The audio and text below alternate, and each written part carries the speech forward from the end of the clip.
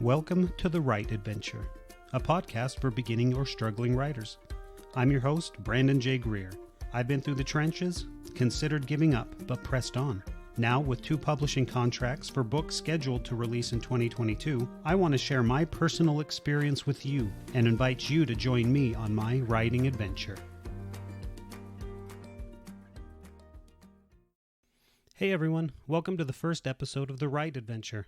I'm Brandon, and I'm excited to go on this journey with you. I'm excited to share my passion with you and what I've done. In this first episode, I want to go through what I've done, the journey that I've been on, as well as put down some of the things you can expect from this podcast going forward. I want you to come out of this knowing, okay, yeah, I can see myself listening to this for a while, learning something, and hopefully better myself in the end. So yeah, let's just jump in. I have been writing for quite a while now, a couple decades. So I've been doing it for a long time. And my journey really started when I took a job in Alaska. I was working in Denali National Park, or just outside of it, in one of the hotels. And during my free time, when I wasn't going out, hiking, spending time with friends, I would write. Back then, I didn't know what I was doing. I was more writing short stories that I didn't know where they would go. I could very rarely get past the 3-page mark. A 3-page story, that was long for me. And so what I did was I focused on these little stories that wouldn't be much more than just a fairy tale retelling or twisted around a bit. That was kind of my experience. I had fun with it, but I didn't really see it going anywhere. You know, after a few years of writing like that, I really didn't know where I wanted to go with it. I kept writing short things and I couldn't get past it. My goal was to write a novel, but I didn't know how. I would start writing a story. After a couple pages, it would be over. I wouldn't have anything else. The story was done. So I started to think to myself, what do I need to do to be successful as a writer? And back then, I didn't know. I didn't do a lot of researching online. I didn't have any writer friends. I was on my own, doing it by myself. The time came I wanted to sit down and start writing again. So I got to get something else on paper here. So I wanted to write another short story. I wanted to do kind of a twisted fairy tale on the Jack and the Beanstalk. So I started writing where I thought that would go. I wanted to do it from the giant's perspective. As I was writing, it turned into something different. I was trying to put a story together where a witch had cursed the giant, who at that time was a mortal human, and he was cursed to be a giant. But the focus started turning onto the witch, and that's where the story went. And it actually became the seeds for my very first novel, which really surprised me because I didn't know I could do that. After a while of writing this story, I'd gone well past my 3-page mark, and I was still going. I didn't know where it was going, but I was still going. And that was progress for me. I didn't know what was happening. It was great. It was awesome. I was in the zone, and I just kept going. Though as I wrote, I didn't know where to take it. I was pantsing pretty much. It was just complete discovery writing. No plan in my mind at all where I wanted this story to go. Once I realized that I was lost, I put it away. And I actually stopped writing for quite a while, and I threw myself into reading.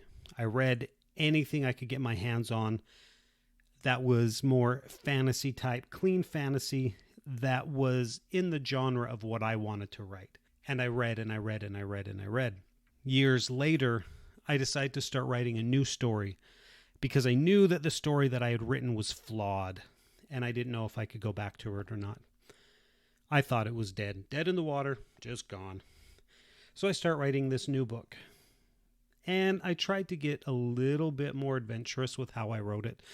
I had a notebook. I would work in the notebook quite often. On my breaks at lunch, I would just be writing plot ideas, story ideas. What is this character going to do? Inventing new characters. I started becoming more of a plotter. Now, this was about 8 years ago that I started this one. The first novel I was writing, the one that evolved from Jack and the Beanstalk, started for me in 2007, so quite some time ago. When I started writing this new book, there were a lot of mistakes I made. I still had no clue what I was doing. I was on my own writing, not knowing anything that I was doing on my own. The biggest mistake I made as I was writing this new book is I would jump around. I didn't write linear because I didn't know what should go in this spot, so I would skip it. And I think that was a horrible idea. It taught me a lot. I learned a lot from doing that. But it taught me that I would miss a lot if I did it. As I was going through one of my read-throughs, I get to one point of the story where it stops and jumps about, 5-6 hours later in the story. There was nothing there. I'm like, whoa, what happened there? And that was the part that I had skipped over because I didn't know what I was doing at that point. So I had to go back and I had to rework that whole story. And it was hard, but I learned a lot more than I regretted from doing it. It's still a great story. Some of my beta readers, it's still their favorite story. And it's something that I'm going to come back to at some point and rework and go through and make it better. But as I've been working on these 2 novels, I've learned more than I ever thought I would, especially in regards to preparation for writing a novel. I didn't know the terms yet, but I've definitely started learning the difference between pantsing and plotting. And now in 2021, I am a plotter like nothing else. I've got to plot out that story, know exactly where it's going. But going back to the second novel, it got me thinking about my first novel again. When I finished writing the first draft of the second novel, I'm like, I've got to go back. I've got to rework what I wrote before. I know it stunk, and I know it's horrible, but I'm going to do it. So I picked up the draft that I had just shelved, and I started reading through it. And the first thing that struck me about it was, this isn't as bad as I thought.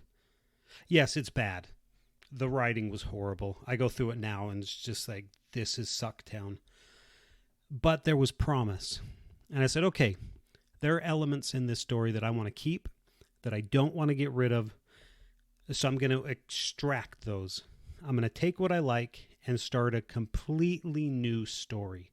And so I began plotting. And I decided that the year that I was doing this, I don't remember the year, but it was the first year I decided to do NaNoWriMo. If you don't know what NaNoWriMo is, it's novel writing month. In November, you write 50,000 words in 1 month to see if they can get you through a novel. And I said, okay, I'm going to do that. I've got this idea, I've got this plan, and I think I can do it.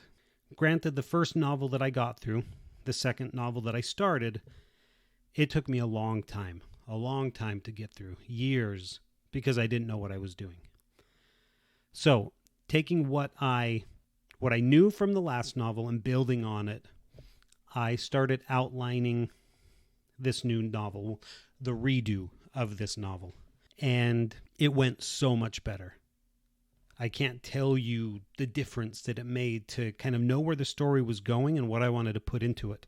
So I would go out and we'd sit at a cafe. I had a couple writing friends at this point, and we would write.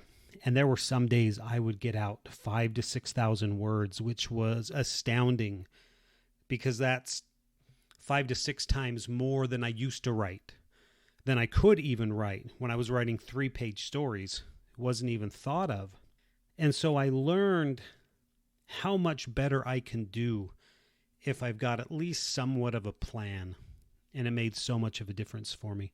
Now, at this point in my story, I've got 2 completed novels.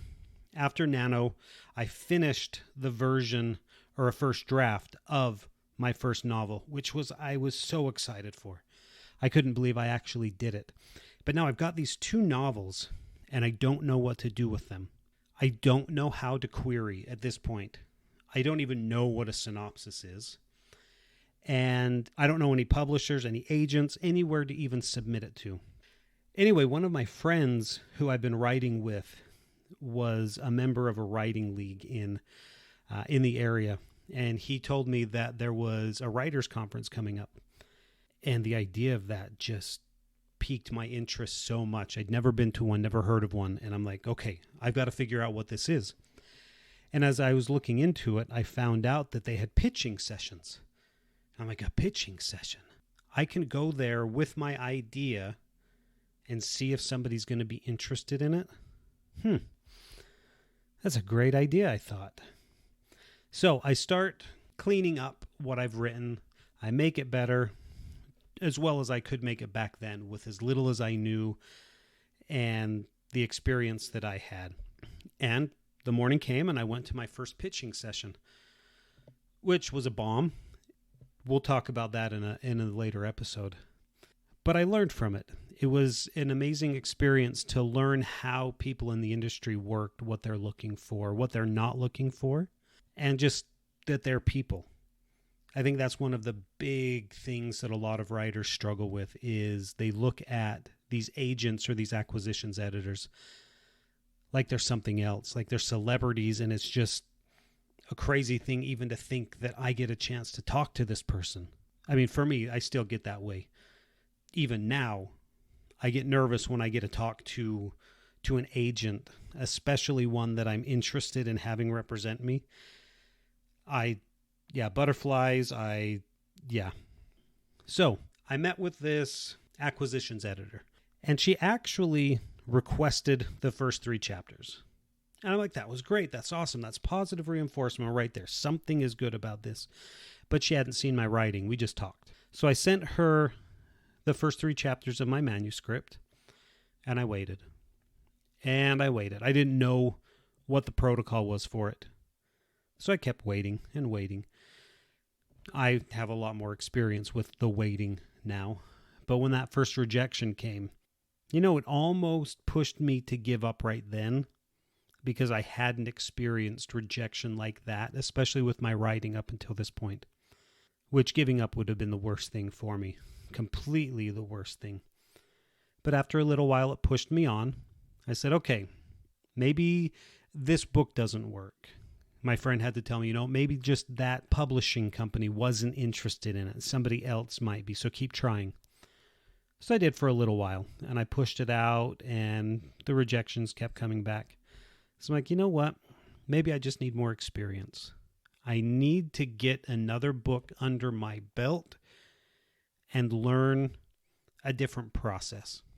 So I started brainstorming. I started thinking about all kinds of ideas, things that I could write about, and I didn't know. At this point, I'd had 2 book ideas, 2 things that I wanted to write about, and I wrote about them. No more ideas. My brain was empty. So I had to learn kind of what brainstorming was. At this point, I knew what brainstorming was when I was talking about thinking about the novel I was working on. But to understand how to brainstorm a completely new book idea was new for me. Yes, I could do it for a quick story, but something on the level of an 80,000 word novel, it was just mind-boggling for me. So it took me a while to get a new book out. But the great thing is, as you get more experience with writing, just tiny, tiny little things can set you off. And I'd be like, oh, that's a great idea. I've got to do that. An example of that is I was reading the 4th Fablehaven book, which, ironically, I'm reading again right now. And there's an element of the book that just, gave me such a good idea. And it was the element of the bag that has an interdimensional space in it. And I just kept going over that in my mind, and just ideas kept coming from that, and a novel idea formed. I'm like, oh, this is awesome. I can create a new idea out of something that small. That's amazing. I was over the moon. Things just keep coming into play with my journey. And I thought it was great, something I never knew before. And as I'm working on this new idea, I'm still getting rejections for my other ideas, which hurts. And if you've put yourself out there, you know that rejection hurts, but you can't let it stop you. But I kept writing. I kept doing what I wanted to, and I kept getting better. Now, I finished this 3rd novel, and at this point, I knew that my last pitch session didn't go well, so I started studying query letters. I started studying pitches. I started studying as much as I could to be as ready as I could for an interview. Well, not an interview, but a pitch session. An interview with that agent who might say, yes, I love it. And as we go on through this podcast, I'm going to be sharing a lot of what I've learned, and we'll recap that in just a minute. But as I went through all of the books that I've been writing, and I look at the story concepts behind them, to me, they're great. I write what I would like to read. And I think if you're not doing that in some way, you're missing out. Because if you've got a story inside you that you just want to read, then write it. And to you, it's great. But having great ideas doesn't mean everyone is going to love them. You're going to get rejected. You're going to hurt. But in a lot of ways, the stories we write are more for us. Yes, other people may like them. Other people may love them. Some people may hate them. But all of my stories that I've written, they've been for me first and foremost. I wanted to get that out. Now, with all of this experience with writing, I've loved the journey that I've been on, and it's been a roller coaster, ups and downs. I don't know where I'm going right now. The pathway is just open for me, but I know where I've come from, and I know what I've learned. I know where I've improved, and I know what I want to share with you. I know what knowledge I want to pass on. Now, as I'm going through this, we're not quite up to present day where I want to be. I kept writing, and at this point, I finished a few more novels. I've got a lot more experience, which I'm grateful for. But things don't always work out as we want them to, especially in writing, when we get into those slumps and we stop for a while. And this brings up to COVID, when in my writing group, we're trying to do an anthology of short stories, and I am the chairperson over that anthology. And we were doing great. We had a great concept, a great theme, and we started getting stories together for it right before COVID hit. And then if you're like our group or everyone else, once COVID hit, everything ended for a while. My writing just went downhill. So did everybody else as we stopped meeting as a group because we couldn't. But, it was an experience to learn from, not something to get overly beat up about. I learned from it. It was a good experience. And then at the end of COVID, well, not the end of COVID, but halfway through the year, we had a baby, which changed things even more. First baby, first child, and I didn't know what to expect at that point. And I couldn't write. Not that I couldn't write. I couldn't bring myself to write anything new. So at this point, I'm like, okay, I've got to do something to keep my creativity up, at least in some way. If I'm not writing a new book, I'm going to take one of these old books and I'm going to rework it. I'm going to take everything I've learned up until this point and I'm going to go back and I'm going to completely rewrite the book from scratch. I'll use it as an outline, copy some things, but I'm going to beef it up. I'm going to make the story better, and I'm going to find my crutches, and I'm going to get rid of them. I don't want them in there anymore. So I did do stuff during COVID that helped me become a better writer in the aspect of polishing, but I didn't write anything new. In fact, I didn't write anything new until just a few months ago when I convinced myself to finish a book that I had been working on, the sequel to that first book, the one that I just sat on the shelf for a while. So things changed. I got back into writing again. I'm starting on a new novel, which is amazing. But 2021 came and changed everything. To be honest, I was on the verge of giving up. Nothing was working out for me, and it was heartbreaking. And one of my friends got published with a small publishing company. And I said, you know what? I'm going to try it. I've changed this book up. I pulled it from being self-published. And I heard that if your book was self-published, publishers aren't going to want it. And, I thought, should I even try? And I talked to my friend about it, and she's like, you just go for it. The worst they can do is say no. which is my tip number one for this entire podcast, is all they can do is say no. Put yourself out there as much as you can. The worst they're going to do is say no. So I send the book out. They want the full manuscript. And they usually say that, we'll get back to you within a month or so. I put it in there. I don't have high hopes for this. It's self-published, and I didn't see great sales with it because my marketing was pretty much non-existent. A couple weeks later, I get an email from the publisher saying, hey, we want to do a phone call with you, or a video call. And I say, oh, okay, that's a good sign, right? So I met with them. They asked me to tell them about the book and what was behind it. And, I thought that was kind of weird. I'm like, didn't you read the book? Why are you asking me what my book is about if you should have read the book? You're calling me. But we talked for a little while, and they said, but don't worry, we're calling you, so it's a good thing. A week later, they accepted the book, and I was blown away. I did not think they were going to accept this. I said it's self-published. It's one of my first books, so it's probably not the best quality in my mind at that time. Granted, it's one of my favorite stories that I've written, and I've got this complete world set up for it. It's going to be awesome. But they wanted it, and I was ecstatic.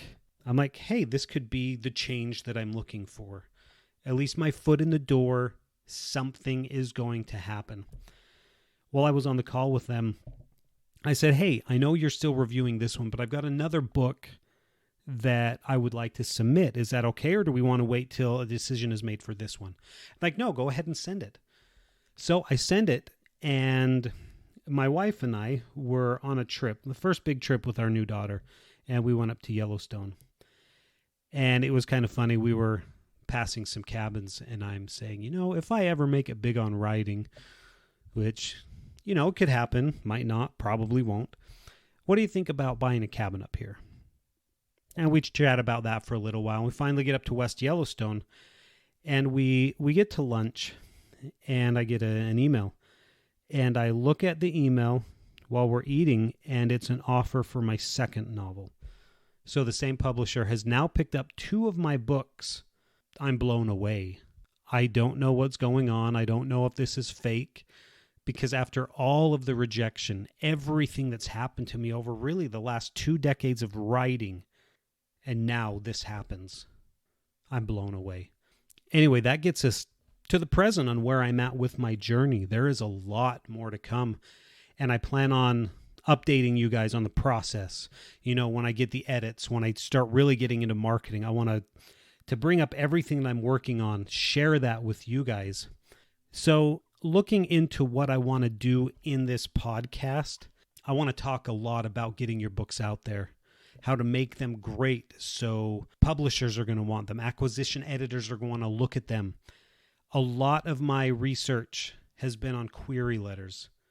I've self-published a query letter writing book that I'm going to talk about, that we're going to go through the basics. I'm going to have podcasts out just on query letters, inciting incidents, building those great characters through questions you can ask yourself in a query letter. I'm going to talk to other authors. I'm going to talk with acquisitions editors. I'm going to have those interviews that are just going to really bring some hope to any struggling writer out there. I want my experience to be put to use by you in your writing, in your journey, in your writing adventure. So for now, I hope you look forward to that as much as I am. I am looking forward to putting out these episodes. So this time, subscribe. Look forward to these new episodes so I can help merge my journey with yours. And just remind yourself that, hey, I might be struggling, but I'm doing it. I'm writing a book. And that's a big thing. My wife will look at some of the books I've read or I've written and printed out, and she'll just flip through the pages. She's like, I can't believe you wrote all of this. It came from your head. You are doing that too, and it is amazing. You are awesome. You're amazing. You're writing a book, and that is hard. So keep at it, and I hope to see you again.